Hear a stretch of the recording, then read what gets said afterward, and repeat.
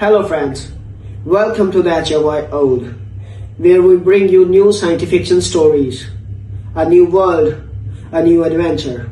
And yes, there is no robotic or AI voices here, only real human voices with real human touch. So let's start this journey, and please subscribe my channel if you like the stories and press the bell icon for the latest updates. Let's have a story. Okay. They studied us for 40 years before they spoke to us. They cataloged our wars, our famines, our spectacular capacity for self-destruction. They built models. They ran simulations. They concluded, with the kind of certainty that only comes from never having been wrong before, that we were manageable. They were so careful. They were so wrong. The Vethkai had a word for what humans were. Grounded, they called us not as a compliment. In their language, the root of the word was the same root used for sediment, for low-lying things, for creatures who had not yet learned to leave the bottom of things behind. The Vethkai had 17 words for different qualities of light that filtered through a gas giant's upper atmosphere. They had 11 words for the specific emotional register of receiving news you already knew was coming. They were, by any measure that mattered to them, a civilization of extraordinary refinement. They used one word for humanity, and that word meant mud that had learned to stand upright. Cadet Zura Ose did not know this yet. She knew the Vethkai were tall, nearly 3 meters, bodies like a drafting compass. Someone had decided to make sentient 2 primary limbs, and for secondary ones that folded against the torso in a way that looked vaguely apologetic. She knew their eyes were compound, amber gold, and that they processed visual information in a spectrum that made human faces almost entirely illegible to them. She knew they had been spacefaring for 900 years before the first human being had stood on the moon, and thought, okay, so what's next? She knew all of this the way you know things from a datapad at 2 a.m. the night before your first day at the Galactic Academic Exchange, which is to say, technically, imperfectly, and with the particular brand of exhaustion that made everything feel slightly unreal. The exchange had been open to humans for 4 years. For years, out of the Vethkai's 900-year institutional history. The admission of humanity had been, by all diplomatic accounts, a compromise, a gesture toward what the Galactic Compact called developmental inclusivity, which was a polite phrase for we don't think you're ready, but refusing you entirely creates problems. 22 human students were enrolled across the exchange's 11 campuses. Zara was one of 3 at the Riktava campus, which occupied a station the size of a small moon in orbit around a blue-white star that human astronomers had called HD 40307, and the Vethkai called something that translated roughly as the eye that doesn't blink. She'd been there 11 days.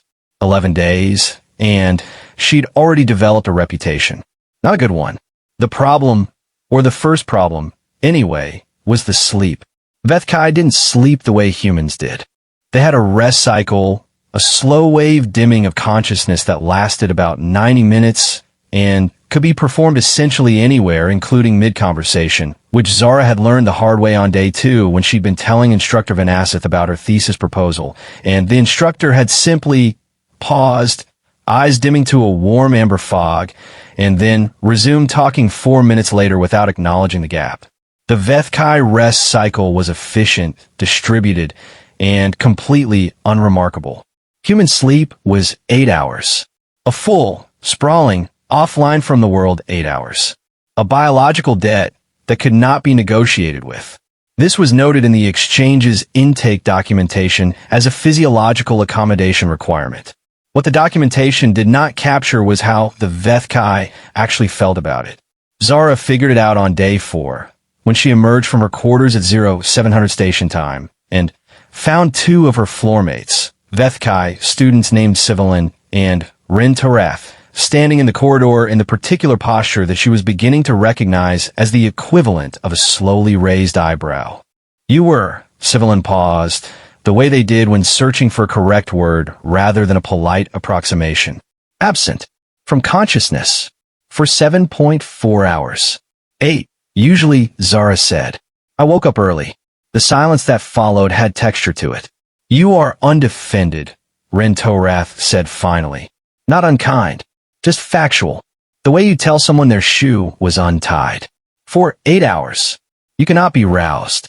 It takes a second to come online, Zara said. But yeah, mostly. They looked at each other. The 4 secondary limbs did a thing she was starting to associate with what humans would do with their eyebrows when they didn't want to say the thing they were thinking out loud. She wanted to get breakfast. Behind her, she heard Rintorath say, very quietly, in Vethkai that her translation implant caught and rendered with ruthless fidelity, 8 hours. How have they survived this long? The academic program at Riktava was structured around what the Vethkai called the spiral curriculum, a methodology that built understanding by returning to the same concepts at increasing levels of complexity, like a helix rather than a line. It was by most metrics a brilliant educational philosophy. It assumed that a student's knowledge base was deep and cumulative, that each return to a concept would find a learner who had spent the intervening time in quiet, productive integration. It was not designed for the way Zara learned. She learned the way she did everything else, in bursts, sideways, making connections that weren't in the curriculum because nobody had thought to put them there. She'd been like this since she was 7 years old and had gotten spectacularly lost in a library outside Accra and emerged 4 hours later with an inexplicable working knowledge of 19th century Ottoman irrigation systems, which had turned out to be relevant to exactly nothing in her life until she was 16 and won a regional geography competition on a tiebreaker question. Her mind was not a spiral. It was more like a city that kept annexing neighboring territory. Instructor Vinasith found this vexing. Vinasith was old. Not old in a gentle way, but old in a way that meant they had been teaching for 230 years and had developed strong opinions about what learning looked like and how it should proceed. They were 12 times the size of Zara and had the kind of patient, careful manner that in humans would have read as gentle, but in Vethkai registered as the patience of something that did not need to rush because it had never once been surprised. Cadet Osei, Vinasith said on the 9th day, after Zara had, during a seminar on Galactic Compact diplomatic history, drawn a connection between a 3rd century trade dispute resolution and a specific quirk in the Vethkai's primary legislature that technically wasn't covered until the 4th spiral. Your contribution was noted. The framework you referenced is not part of this module. I know, Zara said, but it's the same pattern, isn't it? The compact use is the same. It is the same pattern, Vinasith said. Yes, you will encounter it formally in Module 7. But why wait? We could, because Vinasith said, and their secondary limbs folded in that careful way that Zara was learning meant the conversation was over. The spiral returns. Understanding deepens with patience. This is how knowledge is built. Zara nodded. She waited until Vinasith's attention had moved on. Then, she pulled up Module 7 on her datapad under the desk and read it in 20 minutes. On day 11, the thing happened that changed everything. She'd been in the Exchange's primary archive, a room the size of a cathedral, organized along principles she was still mostly reverse engineering, filled with Vethkai students moving through data stacks with the smooth, practiced efficiency of creatures who had grown up understanding exactly how this space worked. Zara moved through it the way she moved through everything, a little too fast, making turns based on instinct, occasionally doubling back. She was looking for comparative xenolinguistics. Specifically, she was chasing a footnote she'd found in Module 3 about a species called the Drunvel that the Vethkai had encountered 300 years ago and apparently not encountered since, which struck her as odd enough to be interesting. The Vethkai student she nearly walked into was named Kale Senthra. She knew who he was the way you know who the quietly important people are in any institution, by the way other people calibrated themselves around him. He was older, 3rd year, the kind of student who moved through the archive like he'd helped design it. He was also, she noted, tall even by Vethkai standards, which put him at approximately a full meter above her head. She walked into his secondary limb, which was extended, because he'd been reaching for something, and the datapad she was holding went skittering across the floor with a sound like a dropped coin. "I'm sorry," he said, in careful, measured standard. Most Vethkai at the exchange used translation implants. Kelsenthra spoke standard directly, with the particular precision of someone who'd learned it as an academic exercise rather than a practical one. I did not observe your approach. My fault, she said, picking up the datapad. I was not looking where I was going. He looked at her, that compound amber gaze, which always felt like being examined by something that was processing information about you on frequencies you couldn't quite identify. You are the human cadet, he said. Oh, say, Zara. She held out a hand, realized immediately that this was a human gesture, and he might not, but he examined it for a half second, and then, with the careful deliberateness of someone consulting an internal reference library, brought one primary limb forward and approximated a handshake with the kind of focused effort that was in its way almost charming. Kelsenthra. He glanced at her datapad. The Drunvel Record Archives. You are researching this. Trying to. It's not coming up in the standard curriculum index. I found a footnote in Module 3 about a contact event in 312 years ago, he said. Yes. Something in his posture changed. A slight reorientation, the secondary limbs loosening fractionally. Most students do not notice that footnote. It said contact attempted, engagement declined. That's a weird way to describe whatever happened. Kelsenthra was quiet for a moment, long enough that Zara had time to wonder if she'd accidentally wandered into something impolite. It is, he said, a diplomatic phrasing. What's the undiplomatous phrasing? Another pause. Longer. Then, the Drunvel looked at the Vethkai's first contact protocols and determined that we were not complex enough for engagement. They declined to continue. Zara blinked. They ghosted you.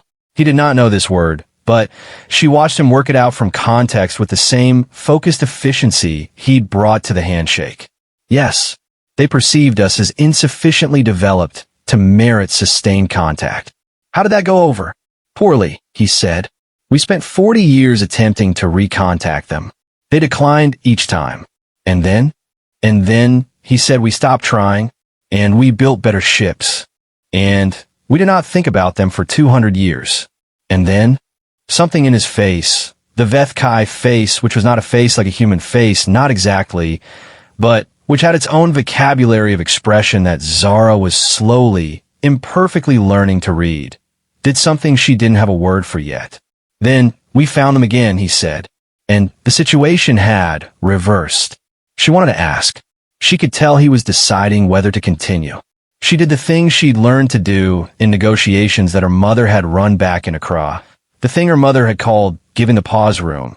She waited, held perfectly still, let the silence be his to fill or not fill. He filled it. I will show you where the actual archive is, he said. The actual Drunvel archive was not indexed under xenolinguistics or contact history. It was filed under a category that Zara's translator rendered, somewhat unsettlingly, as pedagogical case studies in civilizational humility, which was the Vethkai's bureaucratic way of filing the things that had hurt. There was a whole section of it, an enormous section. Zara stood in front of the data stack and felt the weight of it. Hundreds of years of instances where the Vethkai had been wrong about something in ways that had mattered. You keep all of this? She said. Yes. Why? Kelsenthra looked at her with that amber compound gaze, and she had the odd sensation of being seen by something that was genuinely trying, to understand the question beneath the question. Because, he said, the alternative is to not know that you were wrong. She stood there for a moment. She said. He tilted his head, a gesture she was fairly certain he'd borrowed from somewhere, possibly from watching human students, because it wasn't a naturally Vethkai movement. Does your species not do this? We do it sometimes, she said. We call it history. We're inconsistent about whether we learn from it. Something crossed his face that she thought might be recognition. Maybe something softer than that. Yes, he said. We are also inconsistent. She spent 6 hours in that archive. She missed dinner. She missed the floor social hour that she had been making a genuine effort to attend, even though it mostly involved standing in a room with people who were 900 years more sophisticated than her, drinking something that tasted like mineral water and ambition, and trying to look like she belonged there. She read about the Drunvel. She read about 4 other species the Vethkai had misjudged, twice by underestimating, twice by overestimating, once by making a categorical error so fundamental that the record described it as a failure of imaginative range. She read about a war that the Vethkai had come close to losing 300 years ago against a species half their size that had won by doing something so tactically unexpected that the Vethkai military theorists had apparently spent 50 years afterward arguing about whether it constituted a legitimate strategy or something closer to a natural disaster. She read about humanity. The file on humanity was recent, only 40 years old, which in this archive was practically a fresh post-it note. It was filed under the same category as the others, the civilizational humility section, which meant the Vethkai had already decided it belonged here, which meant they already knew they'd gotten something wrong. She read the original assessment. Then, she read the annotation added 20 years later. Then, the second annotation added 8 years after that. Each one was shorter than the last. The final annotation was 3 sentences. She read those 3 sentences and sat very still in the archive room, in the cathedral quiet, surrounded by the recorded history of everything the Vethkai had miscalculated, and felt something move through her that she didn't immediately have words for. Then, she found her words. Oh, she thought. Oh, they have no idea. She closed the file. She went to find Kale Senthra. She found him in the station's lower observation deck, which was where she'd begun to suspect he went when he wanted to be alone. A wide, curved room with a floor that was mostly transparent, the blue-white star filling it like something that had decided to become personal. He was standing near the edge, the way tall things stood near edges, with the comfort of something that didn't expect the ground to give way. The humanity file, she said, without preamble, because she decided on the walk over that she was done with preamble. You knew it was there. He didn't turn. Yes. You filed it there. A beat. I contributed to the most recent annotation. She came to stand beside him. The star was preposterous up close. The blue-white of it was the color of something that had never once been cold, had never had to learn what cold was. She looked at it for a moment. The first assessment called us developmentally arrested, she said. It said we showed capacity for sophisticated tool use and complex social organization, but that it said recursive self-destruction patterns were inconsistent with long-term civilizational viability. It said we were likely to resolve ourselves before achieving meaningful spaceflight capability. Yes. The second annotation, 20 years later, said previous assessment requires revision. Subject civilization has achieved spaceflight and demonstrates unexpected adaptive range. However, core assessment of developmental ceiling remains valid. Yes. She turned to look at him. He was looking at the star. What are the 3 sentences in the last annotation? He was quiet for long enough that she thought he might not answer. She gave a silence room. Asterisk assessment framework invalid. Asterisk, he said. Asterisk recommend reclassification. We do not know what humans are. Asterisk, she nodded. Something in her chest had gone very quiet. When was that written? For years ago. He finally turned to look at her. The amber eyes caught the starlight and held it. When we admitted your species to the exchange. Because admitting us was the reclassification.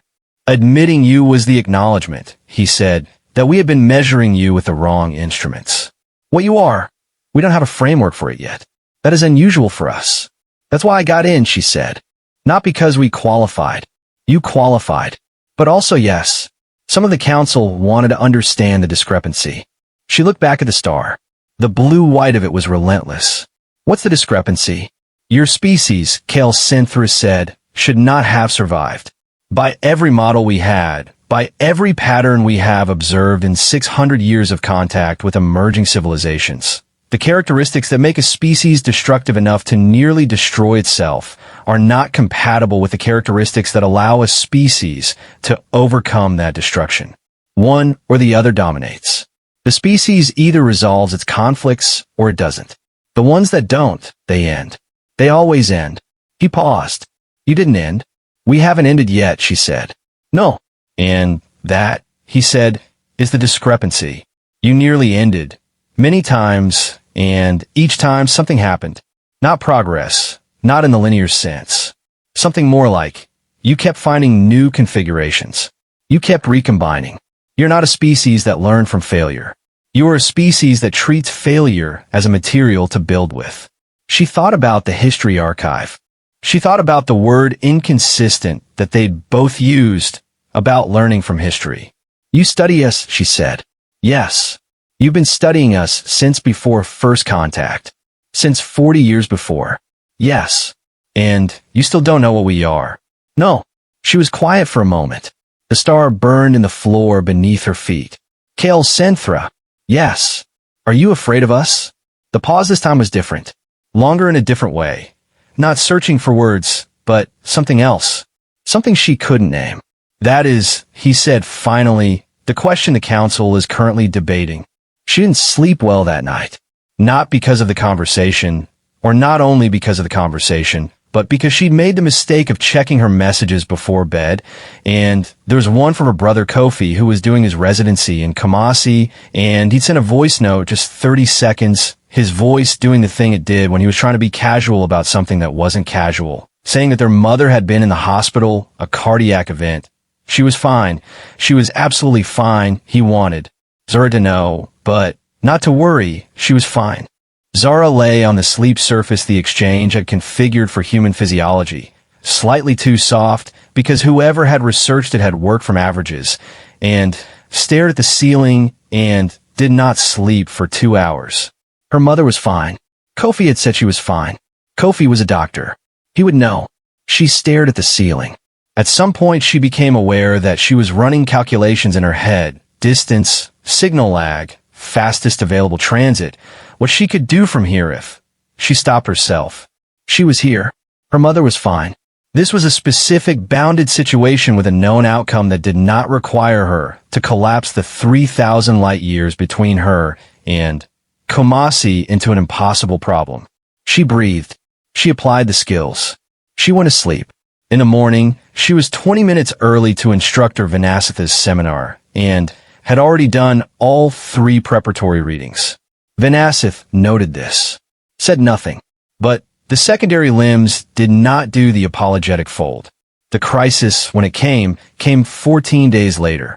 It came in the form of a priority signal from the Galactic Compact's outer monitoring network, which reached the Riktava campus at 0340 station time, and was bad enough that by 0400, every instructor and senior administrator on campus was awake and assembled in the main briefing hall.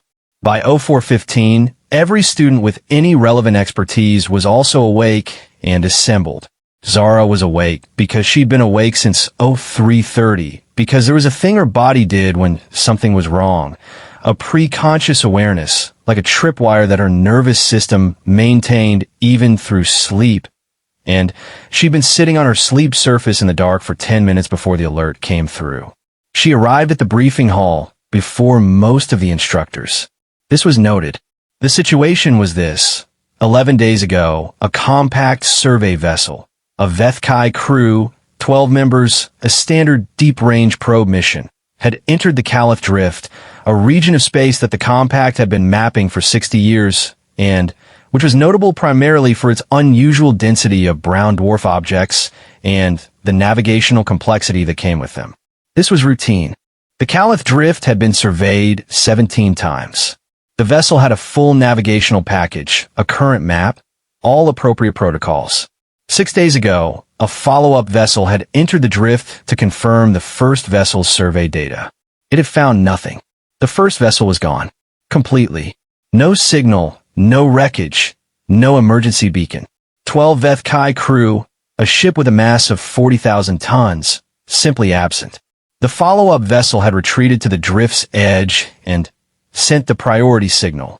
What the priority signal included, and what was making the assembled Vethkai in the briefing hall move through a kind of controlled, precise tension that Zara read as the Vethkai equivalent of barely contained alarm, was a partial scan from the follow-up vessel's sensor array before it retreated. The drift had changed. In the 11 days between the first vessel's entry and the follow-up vessel's arrival, something had moved through approximately 40% of the Caliph drift and rearranged it. Brown dwarfs that had been mapped in specific positions had shifted. Not dramatically, not in ways that should have been physically possible in 11 days, but enough. Enough that the follow-up vessel's current map was wrong. And the first vessel's map was now worse than useless because it described a landscape that no longer quite existed. Something in the drift had moved the furniture. The briefing was efficient. It was Vethkai efficient, which meant it covered the known facts with extraordinary precision and then arrived at a clear, devastating conclusion. They did not know what this was. They had never seen this before. The first vessel was almost certainly lost. The question was whether the compact's response should be another survey vessel, with a much larger crew and significantly better sensor equipment, or whether the Caliph drift should be cordoned and the situation escalated to the full compact council, which would take approximately 6 weeks. 6 weeks, while something in the drift continued doing whatever it was doing to the space in there. The discussion that followed was careful, measured, and went in a circle for about 40 minutes. Zara sat in the back of the room and listened. She did not speak. She was a first-year cadet with no standing in this room. She was here because of the blanket alert, not because anyone needed her input. She understood this. She listened. At the 42-minute mark, Instructor Venasith said, "We are not making progress on this question. We should table until we have more data." And Zara's mouth opened before her brain had quite caught up with what it was doing. "What do we know about the timing?" she said. The room turned. All of it.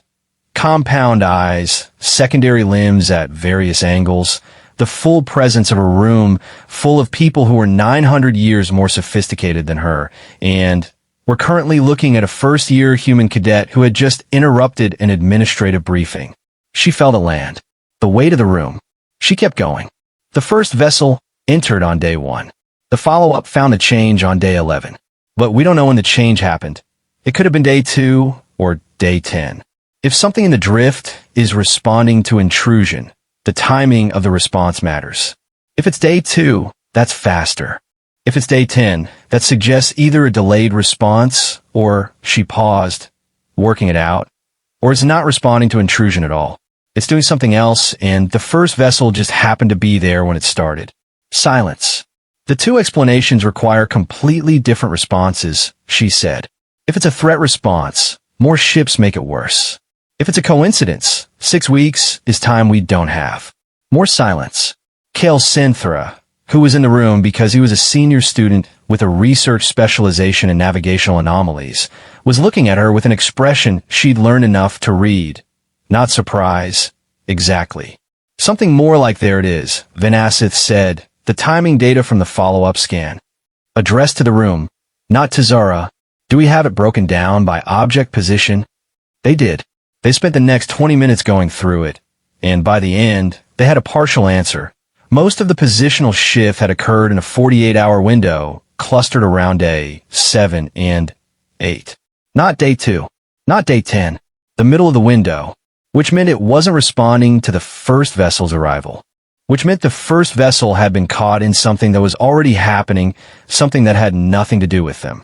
Which meant the follow-up vessel wasn't in danger of triggering a response.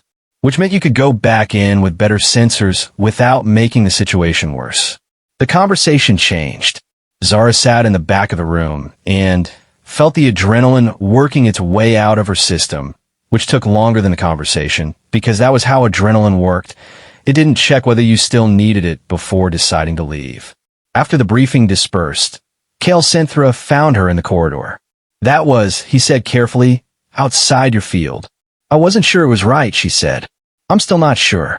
It's a hypothesis." "It was the correct hypothesis." He paused. "How did you arrive at it?" She thought about it.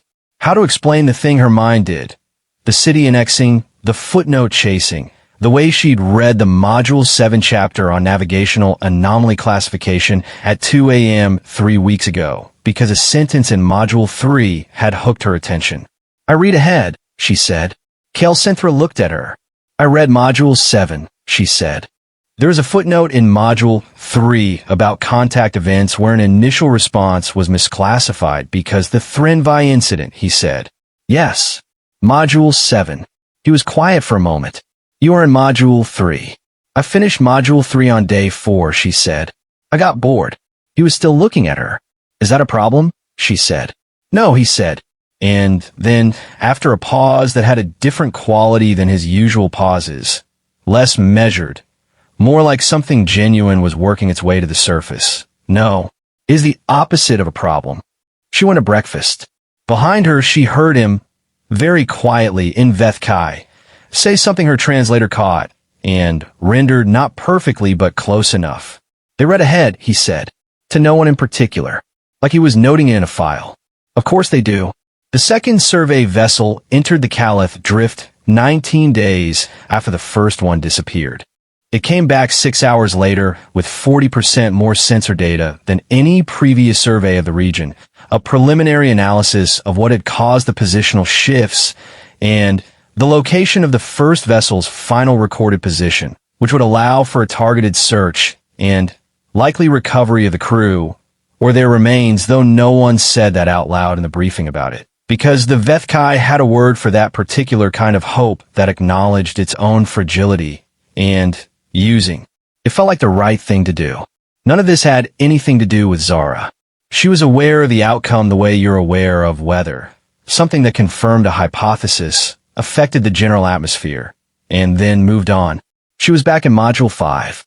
She'd also read Module 8, which she wasn't supposed to do for another 6 weeks, and had developed a theory about a structural inconsistency in the Compact's resource-sharing treaty that she was fairly sure wasn't actually an inconsistency, but was instead a deliberate ambiguity that served 17 different political purposes simultaneously, which if true was either a masterwork of diplomatic engineering or a disaster waiting to be activated. She was writing it up to send to Kale Synthra because he was the only person on the campus she thought would find it interesting rather than irritating. What she did not expect was the invitation. It came 3 days after the second survey vessel returned. Formal, through the campus administration, addressed to Cadet Z. Osei, Human, Year 1, in the particular Vethkai bureaucratic phrasing that preceded things that mattered. She was invited to present before the Academic Council of the Reek Tava Exchange. Not to sit in the back, not as an observer, to present. The topic was listed in the formal invitation as anomalous analytical methodology, case study in non-standard problem approach. She was, in the assessment of the Academic Council, an anomaly. They wanted to study her. She spent 48 hours on the presentation and then threw it out and started over. The first version was what she would have written for a human audience, contextualized, illustrated, careful about its assumptions, structured to bring the reader along. It was good. It was also, she realized at midnight on the second day, completely wrong for this room. The Vethkai Academic Council did not need to be brought along. They needed to be given the finding and the method in that order with no smoothing, no context cushioning, no apologetic preamble about I know this is outside my area, but she'd been taught to apologize for knowing things she wasn't supposed to know yet. School had done that. Whole years of being told she was getting ahead of herself, as if ideas had a proper speed limit, and she'd been caught doing 90 in a 40 zone. She wrote the second version without apology. She slept 4 hours. She woke up certain it was right. The Academic Council chamber was built on the principle that knowledge should be uncomfortable to acquire, which Zara had come to understand as a specifically Vethkai architectural philosophy. The seating was arranged to maximize sight lines and minimize physical ease. The lighting was bright and directionless. The acoustics were designed to make silence feel present rather than absent. It was a room that did not let you be casual. There were 9 council members. Vinasith was one of them. Kale Synthra was there, not as a council member, but as the senior student who had nominated her for the presentation. She found out about this after she arrived, which was the kind of thing she was going to have to file away and deal with later, the precise nature of what it meant that he'd done that. She stood at the presentation point, a circular platform, unelaborated, just floor, and looked out at 9 compound-eyed, 900-year civilization faces. She said, "The question I've been asked to address is why I identified the timing discrepancy in the Caliph drift briefing when no one else in the room had. The honest answer is that it wasn't a moment of particular insight. It was the result of a habit." She paused. "Let's sit. I read ahead," she said. "I always have. Not strategically, not to get ahead of the curriculum, not to prove anything. I do it because once something catches my attention, I follow it, and I don't stop when I'm supposed to stop." The footnote about the Threnvi incident in Module 3 pulled me to Module 7. Module 7 had an analysis of misclassified contact responses that included a section on timing as a discriminating variable. When the drift briefing presented a situation with an unknown timing window, the connection was already there. She could see Vanasatha's secondary limbs. They were perfectly still. "What I want to present to you," she said, "is not a description of that habit. I want to present you with what I've found since the briefing, because following the thread further has produced something I think you should see." She pulled up her notes. "The resource sharing treaty ambiguity in Article 9, subsection 4, she said. I found in Module 8 while reading ahead. It looks like a drafting error. It isn't. Here's how I know." She walked them through it. 40 minutes. No apology for the Module 8 material, no explanation for how she'd gotten there. Just the finding, the method, the 17 political purposes the ambiguity served, and the 3 scenarios in which it would stop being functional and start being a catastrophic liability. The first of which was, she noted, sufficiently close to a situation currently developing in the Compact's outer sector trade negotiations that it was worth flagging now rather than in 6 weeks, when Module 8 was scheduled. When she finished, the room was quiet. The quality of the quiet had weight. Council member Reth Salvon, the oldest one, whose secondary limbs had not moved once during the entire presentation, said, "You completed Module 8 before Module 4. "I completed Modules 1 through 8, she said. "I'm partway through 9. Another beat. "In how long?" Reth Salvon said, "Since your arrival?" "I've been here 35 days. The council members looked at each other. The particular Vethkai way of looking at each other that was not quite consultation, and not quite surprise, but lived somewhere in the territory between them. Vanasath said, "The modules are designed as a 3-year curriculum." "I know," Zara said. "I'm not trying to rush the curriculum. I read. I read when I can't sleep. I read when I finish early. I read because the footnotes keep pointing at things I want to understand." "You cannot sleep?" Reth Salvon said. "I sleep 8 hours, she said. The rest of the time I read." Another look between council members. Different this time. Something had shifted. "Cadet Osei," Reth Salvon said, "I have a question that is outside the scope of your presentation, and you're not obligated to answer it." "Ask," she said.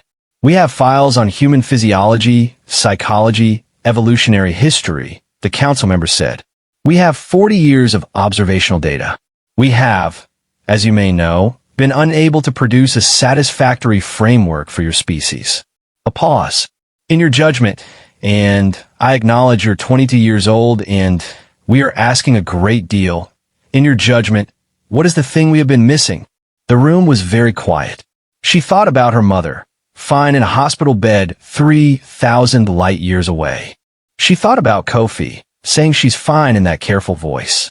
She thought about the history archive, the civilizational humility section, the word inconsistent that she and Kel Synthra had both used for their species. She thought about what it meant to be a species that used failure as a building material. "You've been measuring our ceiling," she said. "You've been looking for the point where we stop. The developmental arrest, the self-destruction ceiling, the maximum complexity we can achieve before we collapse into our own contradictions." She paused. "We don't have one." The room was absolutely still. "I don't mean we're unlimited. I mean the ceiling isn't fixed. Every time we hit it, we redefine it. Not all of us, not at the same time, not without tremendous cost. But the thing that almost destroys us, we build the next step from it. Every time." She looked at Reth Salvon. "You've been trying to find our maximum. We don't experience ourselves as having one. That's not optimism. That's just how it works. We don't know how to stop recombining." Reth Salvon was still. The secondary limbs. The amber eyes. That, the council member said very slowly, is precisely what the annotation said. I know, Zara said. I read the file. She walked out of the chamber and found Kale Synthra in the corridor. You nominated me, she said. Yes. Without telling me. I judged that informing you would cause you to prepare differently, he said. Less well. She looked at him. The star blue corridor light, the station hum, the 3,000 light years between her and her mother who was fine. Was that the right call? She said. Yes, he said, without hesitation, which was a different kind of answer than the careful, measured pauses she'd gotten used to. Why, she said. Because you walked in without armor, he said, and you were more formidable for it. She leaned against the corridor wall. It was solid, real, not going anywhere. Reth Salvon, she said. How old? 460 years. They've been on the council for how long? 212. She was quiet for a moment. And in 212 years on the academic council, she said, have they ever asked a first-year cadet that question? Kale Synthra looked at her. The amber eyes. The light from the star outside, reduced to a thin blue-white line through the corridor's single viewport.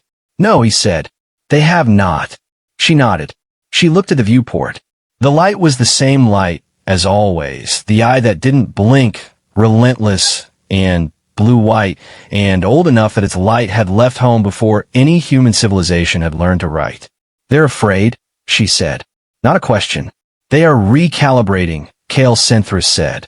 In Vethkai, there's a distinction. Fear is a response to a threat. Recalibration is a response to discovering that your instruments were wrong. He paused. The council does not think you are a threat. What do they think? They think, he said carefully, that humanity is the first variable they have encountered in 400 years that their models cannot bound. And they are not afraid of that. They are interested in it, which for the Vethkai is not a small thing. She thought about that. And you, she said, what do you think? He was quiet for a long time. Long enough that the ventilation system cycled once, a low subsonic hum she'd stopped noticing weeks ago. I think, he said, that you will finish the full curriculum in 4 months.